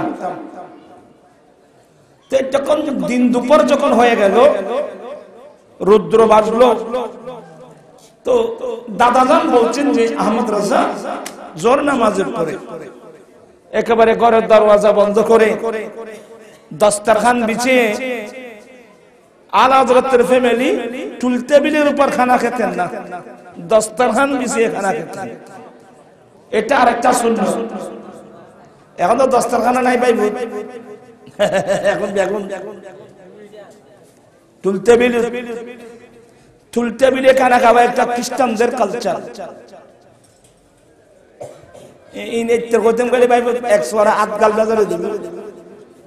এখন দস্তরখানা আছে না রো দস্তরখানা গেই আব্দু আয়দানে গেই গেছিলাম জি গেই যেন বেতে ঠ্যাঙ্গা জানা যাবেন নাই সিলেম যে লোড়া থেকে ঠ্যাঙ্গা জানা আড়ে আনি দেবে তোমার তুলি বেড়াই দিয়ে যাই হোক, কি বলতে চাচ্ছিলাম, 5 বছরের বাচ্চা রোজা রাখছেন। আমরাও ছোটবেলায় রোজা রাখলে আম্মা বলতেন এই বাচ্চা কিভাবে থাকবে, তোমরা খেয়ে ফেলো। তো দাদাজান বলছেন যে একটা রুমে নিয়ে গেলে আহমদ রেজা ইফতার করলো। বাচ্চা কয় বছরে? बेटा इफ्तार कर लो। तो आवाज बोलचंद दादा जान क्या बोल रहे हैं, इफ्तार का टाइम नहीं हुआ ना, এখনো তো ইফতার ইফতার টাইম হয় নাই, এটা দুপুর রক্ত। দেখেন আলা হযরত রক্ত চিনে, अब टाइम नहीं हुआ ना, बोले नहीं बच्चों की इफ्तार ऐसा ही होता है। ছোট বাচ্চাদের ইফতার এভাবে দুপুরে একটা আসর একটা, বাচ্চাদের ইফতার এভাবে হয়। বেটা খালো, পেট ভরকে খালো, দরওয়াজা भी बने, खिड़की भी बने, दरवाजा बंद जाना बंद क्यों देखबे ना, खालो। आला हज़रत बोलें दादा जान रोजा जिसके लिए रखा अल्लाह तो देख रहा है। দাদা জান দরজা বন্ধ, জানালাও বন্ধ, পেট ভরে কে ফেলে কেউ দেখবে না, কেউ দেখলেও কি না দেখলেও কি, আমি তো রোজা রাখছি আল্লাহকে রাজি করার জন্য, তবে আল্লাহ তো দেখতেছে। দাদা জান নাতিকে বুকে জড়াই ধরলেন, চোখের পানি ছেড়ে দেখে দেখ আল্লাহ তুমি এই নিয়ামত কিভাবে দিলে। আমরা ছেলে মেয়েদেরকে গঠন করার সুস্থ কোন পরিকল্পনা আমাদের মধ্যে আছে? হায় হায় হায়, আলা হযরতের জীবনী পড়লে দেখবেন আলা হযরত সবসময় লিখতেন, ফতোয়া লিখতেন, ওনার সামনে দাওয়াত কলম থাকতো। এখন তো সব ওয়ান টাইম, আমাদের আমলে ওয়ান টাইম কোনো কলম ছিল না। আর বিশেষ করে আমরা তো লিখতাম সিবের কলম দিয়ে, আর কলম নো কিনি সিবে দি বানায় যে কলম, আই এখনো বানায় যে সিবে। আর আমরা কাগজে ব্যবহার করি নেই, বাবার টাকা খরচ করি নেই, কলা পাতার মধ্যে একেবারে রুলা কাজ, কলা পাতার মধ্যে লিখতাম। একটার উপর আরেকটা লিখতে গেলে লেখা নষ্ট হবে, এর জন্য আমাদের হুজুর তালিম দিয়েছেন একটা লেখার পর এখানে বালি দিয়ে দিবা, বালি দিয়ে দিলে বালিগুলো এগুলো শুষে ফেলবে, আরেকটা দিলে কোনো সমস্যা হবে না। আমরা কালিও কিনি নেই, কালিও বানাতাম আমি নিজে বানিয়েছি। শিম পাতার রস, চেরাগের গুলি, বাতি নেই বাতি, বাতির গুলো তোরা কত দেওয়া মারপুনি বাল দেওয়া বলে, তোরা কত গুল দেবি, চেরাগের গুলি, চেরাগের গুলি দিয়ে শিম পাতার রস মিশ্রিত করে খালি আমরাও বানিয়েছি, আমরা পয়সা খরচ করি নাই। আলা হযরতের সামনে দাওয়াত কলম থাকতো দুইটা, আমার নবীর নাম মুবারক, আউলিয়া ইকরামের নাম মুবারক, শরীয়তের মাসলা মাসাইল সবগুলো লিখতেন ডান হাতে ডান কলমে। আর আমার নবীর 70 নাম আসলে কাফের মুশরিক বেদিন ইহুদি নাসারার নাম আনলে আলা হাজারা ডান হাতে লিখতেন না, বাম হাতে লিখতেন। কারণ আল্লাহ বলছেন বিসমিল্লাহির রাহমানির রাহিম লা ইয়াত্তাখিযুল মুমিনুনাল কাফিরিনা আউলিয়া মিন দুনিল মুমিনিন।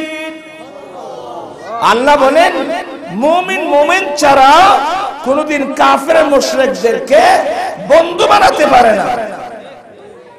তাআলা হযরত বলছেন যে দুশমনে আহমদ पे शिद्दत कीजिए मुल्हिदों की क्या मरुवत कीजिए सलात या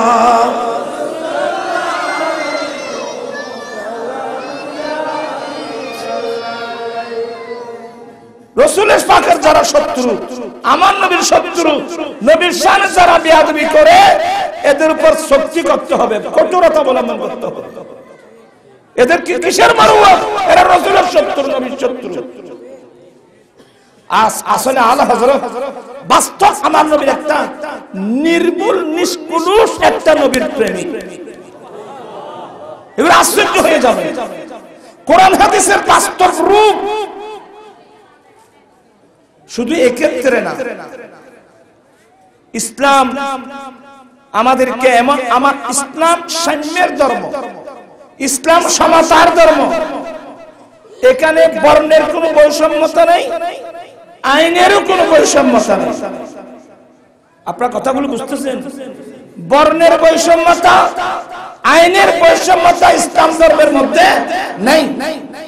ইসলাম বৈষম্যতা তুলে সাম্যনীতি বিশ্ববাসীকে উপহার দিয়েছেন নবী মুহাম্মদুর রাসূলুল্লাহ সাল্লাল্লাহু আলাইহি ওয়াসাল্লাম।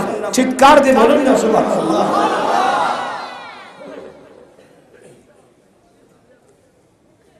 বৈষম্যতা ইসলাম ধর্মের মধ্যে নাই। আলা হযরত মুজাদ্দিদে দ্বীন মিল্লাত ইমাম আহমদ রাজা ফাজলে বেরলভী রাদিয়াল্লাহু তাআলা আনহু, এনার মধ্যে স্বজন প্রীতি ছিল না। ইনি নিজের বিচার নিজে করতে পারতেন। এখন তো আমরা বিচার করি ফরের, নিজের বিচার করতে আমরা জানি না, আমরা শিখি নেই। আলা হযরত থেকে শিখেন। আলা হযরত কিভাবে কোরআন সুন্নাহর বাস্তব রূপ, নবীর কেমন প্রেমিক।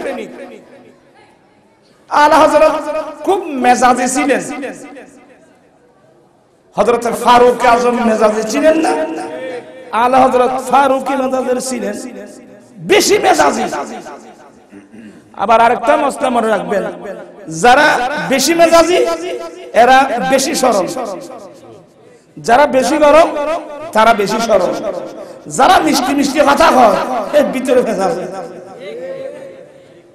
যারা মেজাজি মানুষ, গরম মানুষ, ইতারা ইঙ্গু সরল মানুষ। ই কি মানুষ? সরল মানুষ। আলা হযরত মুজাদ্দিদে দ্বীন মিল্লাত ইমাম মুহাম্মদ রাসূল ফাজলে বেরলভী রাদিয়াল্লাহু তাআলা আনহু ফান খেতেন। ফান মাইসে ফান না খায় না, বেশি ফান খাতে সিলেট চল ওরে মামা গুরু গুরু ভয় পর্যন্ত ফান খায়। আয়ে দিনও কই আবার তোরা ফান খাস। আরব দেশে তো মগরিবার পরে আড্ডা দিতারা দুপুর দুপুর দুপুর দুপুর দুপুর দুপুর ও দিতে হচ্ছে জানেন দূর মানুষই কিছু না মারতে পারে। আজকাল ইন্নাত ফান্দুগনিয়ারি আছে না, খুব কম খুব কম। এত বেকিন ওয়ান টাইম গুড়ি গুড়ি সুর এখন পাওয়া যায়। আলা হযরত বেশি ফান খেতেন।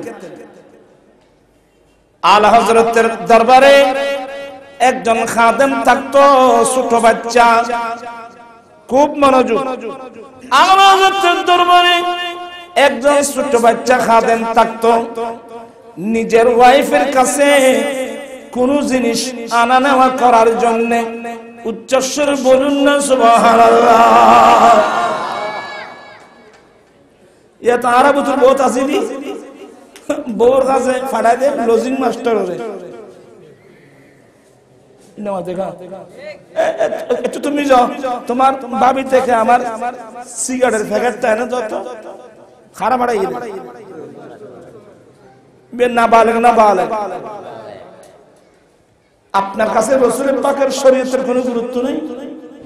আপনি একজন বালেগ পুরুষকে বেগানা পুরুষকে আপনি আপনার ওয়াইফের কাছে পাঠালেন,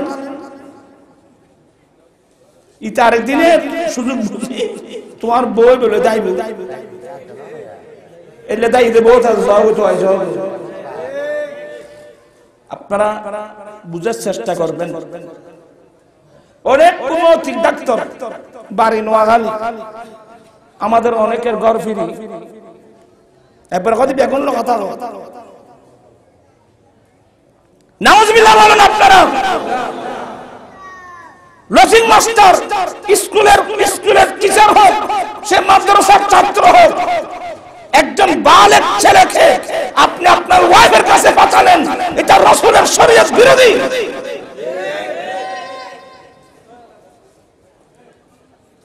আই ওয়াজিম করিন তোরা কি মানিবে না ভাইবেন? যে যুবক মানুষ আসছে এই তুমি ভাবি তোমার ভাবির সাথে গল্প করো, আমি একটু অফিস থেকে আসি, এই যুগের উপর কি ওয়াজ করছেন ভাই? আমি কি ভুল বললাম না সত্য বললাম? আজকে দুর্ঘটনা ঘটতেছে, যত দুর্ঘটনা ঘটতেছে এই কারণে আল্লাহ তো ডাইরেক্ট বলছেন বিসমিল্লাহির রাহমানির রাহিম আল্লাযীনা আমানু লা তুকদ্দিমু বাইনা ইয়াদাইল্লাহি ওয়া রাসূলিহি ওয়াত্তাকুল্লাহ ইন্নাল্লাহ সামিউন আলীম। এই মুমিন বান্দা, তোমরা জীবনের কোন ক্ষেত্রে আল্লাহ এবং আল্লাহর রাসূলের আগে বাড়বে না। আল্লাহ আল্লাহ রাসূলের চেয়ে অগ্রগামী হইও না, আল্লাহ আল্লাহ রাসূলের আগে বাড়বে না। এই জন্য আমাদের মুরব্বীরা বলতেন আগে গেলে বাগে খায়, পিছনে গেলে স্বর্ণা পায়, ছনদলা পায়, টাকা পায়। আগে গেলে বাগে খায় মানে যারা আল্লাহ আল্লাহর রাসূলের আগে আগে চলবে এদেরকে জাহান্নামের বাগে খাবে। যারা আল্লাহ আল্লাহর রাসূলের পিছনে পিছনে চলবে ওরা গৌসুল আজম হয়ে যাবে, ওরা কুতুবুল আকতাব হয়ে যাবে, ওরা গৌসুল আজম মাসবান্দারি হয়ে যাবে, ওরা আল্লামা ফরহাদাবাদী হবে, ওরা গাজী সারা বাংলা হবে, ওরা তেফসির তাবলা রহমাতুল্লাহ আলাইহি হবে, ওরা ইমাম আহলে সুন্নাত আল্লামা হাশিমি সাহেব কাবলা হবে। ওলি গৌস কুতুব আব্দাল হতেই থাকবে যারা নবীর পিছনে পিছনে চলবে, ওরা আলা হযরত হবে। ঠিক কি না ভাইরা? এখন তো আমরা আল্লাহ আল্লাহ রাসূলের পিছনে নেই, সবাই কোথায়? আগে এত নারার মশা খাওয়া রাখতে পাইবে। এবার নাম এডিস মশা, এডিস এটা কামড় দিলে হয় ডেঙ্গু, এভাবে অনেক হয়ে গেছে পঙ্গু। আর আপনি মিটিং গরম পরে মশার তুমি হরাতুন বাচ্চুম কেন ভাই, মশার হরাতুন বাচ্চুম কেন তোমার মিটিং করতে লাগবে? ইয়ার তো লজ্জাকর বিষয় আর কি আছে? আজকে আমাদের দুরবস্থা কেন? কারণ আমরা যখন আল্লাহ আল্লাহ রাসূলকে আল্লাহকে ভয় করতেছি না, তাহলে আপনি অবশ্যই মশাকে ভয় করতে হবে। যারা আল্লাহকে ভয় করে ওরা পৃথিবীর বন জঙ্গলের হিংস্র বাঘকে পর্যন্ত ভয় করবে না। আল্লাহ সবাইকে এগুলা বোঝার তৌফিক দান করুন। মনে কষ্ট নিয়েন না, বুঝার চেষ্টা করবেন। আলা হযরতের দরবারে একজন ছোট বাচ্চা ছিল, নাবালক, আপনার ওয়াইফের কাছে কিছু জিনিস আনা নেওয়া করার জন্য। তো আলা হযরত ফান খেতেন, মাগরিবের নামাজের পরে তাসবিহ তাহলিলের পরে বসে আছেন, ফান আনবে, ফান খাবো, ফানত টক মারে মাবট টক, হ্যাঁ ফানত টক।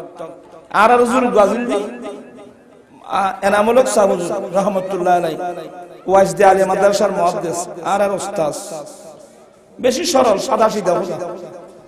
এবার ওয়াজ করতে লাইলি 10 মিনিট করে নিবে 10 মিনিট ফের করি কথা বাসা কাজ তুই কে মাইকে মিতে কাম 10 মিনিট দরুশর পর আয় কানা আয় ও ফান খাইতে গিয়ে ফানাটা করতে তার দুষ্টামি করতে মাগো অনেক ফানাটা করিলি মাইক ফারে গরজ নামাজের মতো ফানাটা করিলি গান করি কথা না বাজে ফানাটা উঠতে ফান ফান আর এই বাচ্চাটা খাদেম ফান আনতে দেরি করেছে আলা হযরত রাগী মানুষ এমন রাগান্বিত হলেন ফান যখন আনলে নিজেকে কন্ট্রোল করতে না পেরে ঠাস করে এই ছেলের মুখে একটা থাপ্পড় লাগিয়ে দিলেন কম মারাজু আলা হযরতের দরবারে সব সময় শত শত জামানার বড় বড় মুহাদ্দিস থাকতেন বড় বড় মুফতি থাকতেন সবাই আলা হযরতের তামাশা দেখতেছেন আলা হযরত থাপ্পড় যখন মারলেন ওই ছেলেটা কান্নাকাটি শুরু করলেন কিছুক্ষণ যেতে না যেতে আলা হযরত নরম হয়ে গেলেন নরম হয়ে গেছে বেটা বাচ্চা আসলে তুমি ফানান্তে দেরি করেছো দোষটা তো তোমার না নিশ্চয় দোষটা আমার ওয়াইফের হবে তা আমি তোমাকে মারলাম কেন যে আমি অন্যায় করলাম সবাই ভালো করে শুনেন ভালো করে শুনেন আলা হযরত বলেন বাচ্চা আমি তোমাকে মেরেছি এটা অন্যায় হয়েছে নিশ্চয় ফান দিতে আমার ওয়াইফ দেরি করেছেন তাহলে দোষ হলে আমার ওয়াইফের হবে তোমার তো কোনো দোষ নাই আমি কেন তোমাকে থাপ্পড় মারলাম এটা আমি অন্যায় করেছি বেটা আমি আল্লাহর কোরআন মোতাবেক আমি আমার বিচার করছি আমি যেভাবে তোমাকে থাপ্পড় মেরে আঘাত করেছি তুমি তোমার ডান হাতে আমি আহমদ রাজার গালে একটা থাপ্পড় মেরে কেসাস না পারিবেনি আর হুজুরের ভাইজিম নেই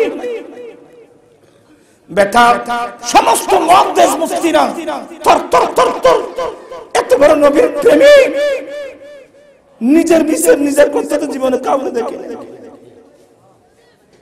আলা হযরত বলেন বেটা তুমি আমাকে মারো আমি ভুল করেছি আল্লাহ কোরআনে বলছেন ওয়াফিল কিসাসি হায়াতুন কিসাসের ভিতরে কেউ অন্যায় করে মারলে তার প্রতিশোধ নেওয়া এটার উপর দুনিয়ার রাষ্ট্রের শান্তি মানুষের জীবন নিহিত আমি তোমাকে অন্যায়ভাবে মারছি আমার মারের বদলে তুমি আমাকে মারো আল্লাহর কোরআনে বলছেন চোখের বদলায় চোখ নাকের বদলায় নাক কানের বদলায় কান দাঁতের বিনিময় দাঁত কেউ যদি আমার চোখ ফেলে দে তাহলে তার চোখ ফেলে দিতে হবে কেউ যদি আমার দাঁত ফেলে দে আমি তার দাঁত ফেলে দেব এটা আল্লাহর আইন এটা আল্লাহর কানুন আমি আল্লাহর কানুন মোতাবেক বিচার করলাম তুমি আমার গালের মধ্যে থাপ্পড় মেরে আমার থেকে কিসাস না ফুয়াইবে সোয়ারগাইর যে খান্দি ইয়ান বুলিকে খাদানে আকাশ শুরু হই হুজুর আমি এত বড় জামানার ইমামের গালে কিভাবে থাপ্পড় মারবো আমি পারবো না হুজুর এই ছেলেটা কান্নাকাটি শুরু করলো তো একজনই বেরে শিখে এদের ভয় বেরে ए बेटा तुम बोलो हजरत मैंने आपको माफ कर दिया तो यूजुर माफ कर दिस बोलो और चरता बोलो हजरत मैंने आपको माफ कर दिया हुजूर हमें अपना के माफ कर दिया ची ওই মুফতি হলো শিখে দিয়ে तो यूजुर हो तुम्हारे भी कहने हुजूर मैं माफ कर दी बोलो हजरत मैंने आपको माफ कर दिया আমি আপনাকে maaf করে দিয়েছি आला हजरत बोलें बच्चा मसला मुझे मालूम है मसला আমার জানা আছে नाबालग बच्चा माफ करने হয় না ইসলামের বাস্তব রূপ কাকে বলে आला हजरत জগৎবাসীকে শিখিয়ে দিয়েছে नाबालग बच्चा माफ করলে হবে না এদিকে আসো বলে আলা হযরত নিজের হাতে ওই ছেলের ডান হাত দিয়ে নিজের হাতে ওই ছেলের হাতটা ব্যবহার করে নিজের গালে একটা থাপ্পড় মেরে এতগুলো জমানার মুহাদ্দিস মুফতিদের সামনে নিজের বিচার নিজে করলেন। সবাই হু করে কেঁদে উঠলো, আল্লাহর কানুনকে আলা হযরত এভাবে মানে। আজকে আমরা কোথায়? আমার নবীর সুন্নাত কোথায়? আমরা কোথায়? নবীর সুন্নাত কোথায়? আলা হযরত এমন এক ব্যক্তি যার মধ্যে স্বজন প্রীতি, আল্লাহর কানুন আইন আইন। আরেকটা কথা বলে শেষ করে দিচ্ছি, এগুলো শেষ হবে না বাবা।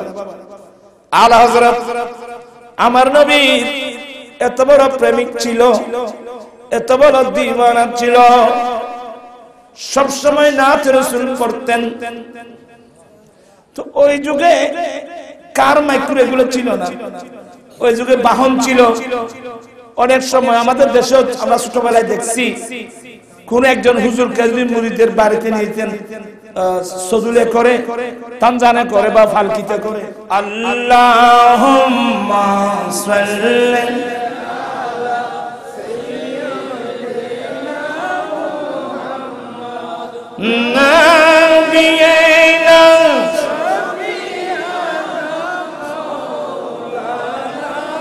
বন জঙ্গলা বাঘ হরিণে চিনিল দয়াল নবীকে, বন জঙ্গলা বাঘ হরিণে চিনিল দয়াল নবী।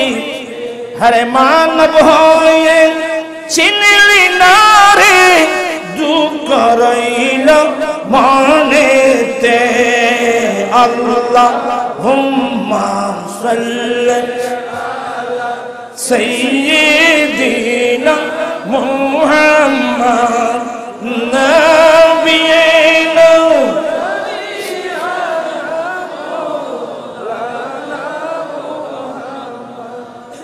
আলা হযরত ফালকিতে করে মুরিদের বাড়িতে নিয়ে যাচ্ছেন। বয়স্ক মানুষ, বয়স্ক হুজুর বয়স বাড়ি, ফালকি আছে না, ফালকিতে করে যাচ্ছেন। যারা ফালকি বহন করত এবারে খার হতো না, খার কাহার খার হতো। যারা ফালকি বহন করতেছিল সামান্য মাত্র গেল, সামান্য পথ যেতে না যেতে আলা হযরত ইঙ্গিত দিলেন, ফালকি রাখো, জমিনে ফালকি রাখো। সঙ্গে তো অনেক শত শত জমানার মুহাদ্দিস মুফতি, বড় বড় আলেম ওলামা, খাদেম, পাবলিক অনেক আনন্দের সীমানায় আলা হযরতকে আমার বাড়িতে নিয়ে যাচ্ছি। আহা আমার ভাইয়েরা, এরা মনে করছিল বোধহয় হুজুরের কোন হাজতের কোন প্রয়োজন হয়েছে, বোধহয় দরজা খুলে দিলেন। আর হযরত নিজে নিজে ওই পালকি থেকে বেরিয়ে আসলেন। চোখের পানি টপ টপ টপ টপ করতেছে। যারা পালকি বহন করতেছে এদের দিকে বলছেন, আপনারা যারা পালকি বহন করতেছেন আপনারা ইয়ে করবেন না। আপনারা যারা পালকি বহন করতেছেন আপনাদের মধ্যে কেহ আমার নবীর আওলাদ আছে? আমার পালকি বহন করতেছ, আপনাদের মধ্যে কেহ না কেহ আমার নবীর বংশধর আছে, আমার নবীর আওলাদ আছে, বংশধর আছে। আমি নবীর দোহাই দিচ্ছি, স্বীকার করুন কে নবীর আওলাদ। একজন মানুষের চেহারার মধ্যে লজ্জার ভাব প্রকাশিত হলো। বলে হুজুর এগুলোর দরকার কি? আপনার কাজ হলো ফালকিতে বসা, আমাদের কাজ হলো ফালকি বহন করে টাকা পয়সা রোজগার করা, এগুলো দরকার তো নাই। বলে আমার দরকার আছে। তোমাদের মধ্যে কে আছো আমার নবী বংশধর, নবীর আমি আপনার সরকারের দোয়ারে দোহাই দিচ্ছি। একজন লজ্জিত হয়ে, হুজুর যদি কিছু মনে না করেন, আমি আমার দয়াল নবীর একজন বংশধর, আলা হযরত কিভাবে বুঝতে পারলেন? আলা হযরত ফালকিতে চলে যখন যাচ্ছিলেন, নবীর নাম পড়তেছিল, হঠাৎ করে আলা হযরতের নাকে আমার নবীর সুগন্ধি এসেছিল।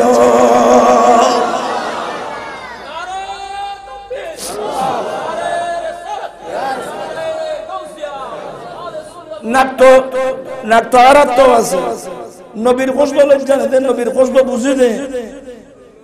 এবার আলা হযরত কি এনই দেবে? আলা হযরত চোখের পানি ছেড়ে দিলেন। উনি বললেন, হ্যাঁ আমি একজন নবীর আওলাদ, আমরা জীবনে ফালকি বহনের কাজ করি না, আমরা নবীর বংশধর, আমাদের জন্য আমরা দরিদ্র মানুষ, আর্থিক দুর্বলতা রয়েছে, আমরা নবীর বংশের মানুষ, আমাদের জন্য যাকাত ফিতরা নেওয়া হারাম, আমরা যাকাত খেতে পারবো না, ফিতরা সদকা ফিতরা আমাদের জন্য হারাম, আমরা কাজ করে উপার্জন করতে হয়। আজকে 2 দিন যাবত আমার পরিবার উপবাস, কোনো কাজ পাচ্ছিলাম না, সকাল বেলায় বের হলাম, এ কার এগুলো? আমাকে বলছে আমাদের সঙ্গে কাজ করবা। তখন আমি হালাল রুজি উপার্জনের জন্য এই ফালকি বহনের দায়িত্ব নিয়ে কাজ নিলাম। আমরা আমাদের বংশের মধ্যে ফালকি বহন জীবনে করি নাই, এই জন্য হালাল রিজিকের জন্য ফালকি বহন করতেছিলাম। আলা হযরত বলেন, কেঁদে উঠলেন, আচ্ছা আপনি এখন ফালকির মধ্যে বসে, আমি আহমদ রেজা কাঁধে করে আপনাকে আমার মুরিদের বাড়িতে নিয়ে যাব।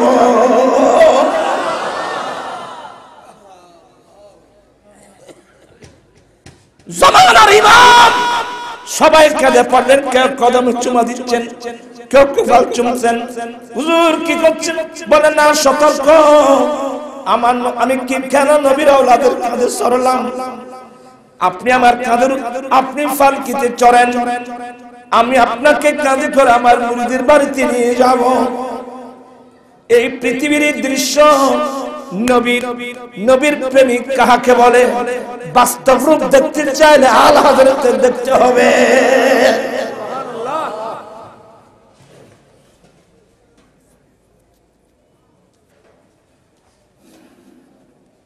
আলা হযরতের মেয়ের নাম রাখছে কি জানেন? আলা হযরত মেয়েদের কারো নাম কানিজে ফাতেমা, কানিজে ইমাম হাসান, কানিজে ইমাম হুসাইন, এগুলো নাম বুঝছেন? ফাতেমার দাসী, ইমাম হুসাইনের দাসী, ইমাম হাসানের দাসী। পারবেন? কানিজে ফাতেমা, কানিজে ইমাম হাসান, কানিজে ইমাম হুসাইন,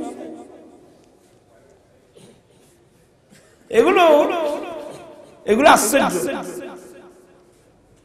মোরা তন্নে মন্নে ধন্নে সব ফুকা দিয়া, ये जाना भी प्यार जला जाना, लमिया तीन नज़ीरू का फी नज़रिन मिसले तू नाशुद पैदा जाना। চিৎকার দিয়ে বলুন না সুবহানাল্লাহ। নবীকে ভালোবাসার আলা হযরতের চিত্র, এগুলো তুলে ধরলে আশ্চর্য হয়ে যাবে। আমরা এগুলো পারবো না বাবা, কমসে কম নবীর সুন্নাত মোতাবেক চলার চেষ্টা তো করতে হবে, নবীর সুন্নাতের তালিম তো দিতে হবে। এখানে একটা মাদ্রাসা, আমি ওই দিন আসলাম, ওই দিনে বলছি সবাই নবীর মাদ্রাসামুখী হন, সবাই নবীর মাদ্রাসার মুখী হন। স্কুলে ওখানে নবীর হাদিস নাই, স্কুলে আল্লাহর কোরআন নাই। ওই মাদ্রাসা দিয়েছেন আমার আব্দুল গফুর, আপনাদেরকে নিয়ে মাদ্রাসা খুলছেন, আপনারা সবাই মাদ্রাসামুখী হন, ছেলে মেয়েদেরকে শুদ্ধ করে কোরআনের তালিম দেন। ছোটবেলা থেকে যদি নবীর সুন্নতের শিক্ষা দেওয়া না হয়, বড় হয়ে গেলে আর পারবে না। আপনারা কথা বুঝতেছেন? ছেলেরা নামাজি হোক, আল্লাহর নবী বলেন মুরু সিবিয়ানাকুম বিসসালাম ইদা বালাগু সাবা সিনিন। উম্মত তোমরা তোমাদের ছেলেদেরকে নামাজের নির্দেশ দাও যখন তাদের বয়স 7 বছর হয়, আর যখন 10 বছর হয় দেখতেছে নামাজ পড়ে না, প্রয়োজনে মেরে মেরে নামাজ পড়া। হযরত খাজা গরিব নওয়াজ বান্দা নামাজ আতাউর রাসূল খাজা মাইনুদ্দিন চিশতি রাহমাতুল্লাহ আলাইহি ইনি 9 বছর বয়সে 30 পারা কোরআন পাকের হাফেজ। গৌসুল আজম মজবন্দারি গোটা জীবনটা কোরআন সুন্নাহর মধ্যে ডুবাই রাখছেন। শেষ পর্যন্ত এলমের স্পিয়া যখন বেড়ে গেল, শরীয়ত তরিকত হাকিকত মারফতের এলম শিকার জন্য তৎকালীন সময় যখন কার ছিল না, মাইক্রো ছিল, কিছুই ছিল না, উন্নত মানের কোন যানবাহন ছিল না, এমন কঠিন যুগে গৌসুল আজম হযরত জালাল আলম মাঝবান্ডার গ্রাম অতিক্রম করে কলকাতা আলে মাদ্রাসায় গিয়েছিলেন আমার নবীর হাদিস পড়ার জন্য। কি কষ্ট করে নবীর তরখা, কোরআন হাদিস মানে নবীর তরখা, নবীর তরখা এলমে দিনের নবীর তরখা। আর তো বহুত দিনে জাগালে বাই বাই বাই ফেল করেছি নবীর তরখা ঘরে খবর গত নেই। যারা নবীর তরখা লেগে তরখা বুতুর পড়ছে গই এখন ব্যাগ বলি হয়ে গিয়ে গৌসুলি কুতুবই আব্দাল সুবহানাল্লাহ বলেন না মাশাআল্লাহ। কিরমা ঘরে গিয়ে বলি আজিজ গ্রামী আলহাজ মাওলানা সৈয়দ নূর মোহাম্মদ আল কাদেরী মুদাজিল্লু, এরা এখন আমাদের ভবিষ্যৎ। আর এখন মারাত্মক জঙ্গ করিব মুলুই বেগুন লাইকি আর মারাত্মক তুলে দিবেন। আগতে তোরা তুললাম করতো না, আর ভাই এত এনে গেই আর এত এনে খবর স্থান যাই তোরা তো আজরা ইসলাম আইবার আগে তোরা কা দুই করো মুলুই কতম বাইরে দিলে লেখাপড়া তো কিছু নেই। খৈতাম গেলি ভাই 100 আফগাল বাজার নহই মুখ সাথে দিলে খানা খোদা খান উনিতে আবি অশোক সাইতে আবি আর কেউ কিছু কইলি আসসালামু আলাইকুম কি হবে দে ওয়াইদা খাতাবাহুমুল জাহিলুন ক্বালু সালামা আসসালামু আলাইকুম আসসালামু আলাইকুম তোমারও আসসালামু আলাইকুম।